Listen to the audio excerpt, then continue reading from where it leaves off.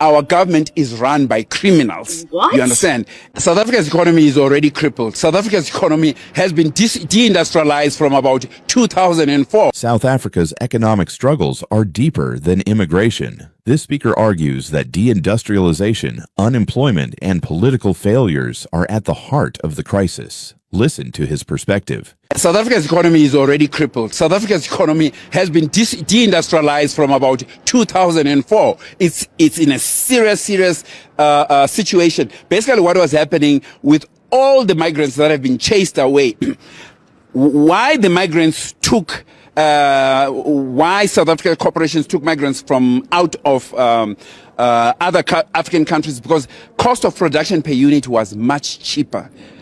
Because you cannot open a business, you and I or anybody. I cannot buy a packet of peanuts for 10 cents and sell that packet of peanut for 2 cents.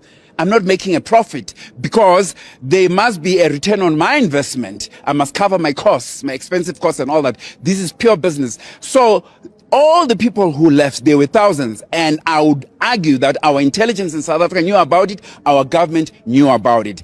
This scapegoating that is happening is is being done for political expediency, and in the process, ordinary Malawans, in the process, ordinary Nigerians, ordinary Somalians, ordinary Africans, instead of uniting and following the tenets of the African Union to have free movement of Africans in Africa, so that the ideas of catalyzing the economic emancipation and Africa becoming a superpower economically does not just come from the elite. It's not only vertical, it has to be vertical and horizontal at the same time.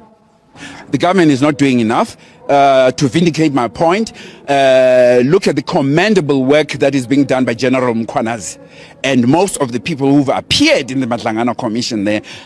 Some of them who've been denied bail, and the public is not stupid. We know behind those people there's even much more powerful people. General Mkhwanazi did say South Africa has reached a stage whereby it's being run by global syndicates. So to find government people being found to be culpable by the Mlangana Commission, to find them being culpable, the government is not living up to its constitutional duty. They are not leading by example. One of the interviews I listened to Prince Mashele, he said that openly, whether it's right or wrong, but we need to inspire confidence in our intelligentsia and ordinary South Africans. When you hear people like Prince Mashele repeatedly saying our government is run by criminals, you understand?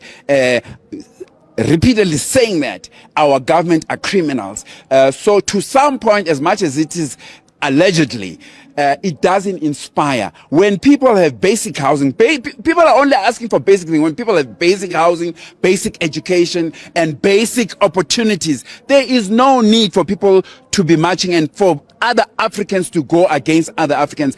And let me say, this is not to say we are against the rule of law. The rule of law must be upheld across Africa, across the world. The rule of law, anyone who sells drugs, anyone who does child trafficking or any other thing that goes out of the law must be arrested. So we do stand for that. We're not saying because we are fighting for our African brothers, then we condone crime. We don't condone any crime anywhere in Africa, anywhere in the world. His message is clear. Fight crime, uphold the law, but don't blame ordinary Africans for deeper economic problems. Can African unity and stronger leadership change the situation?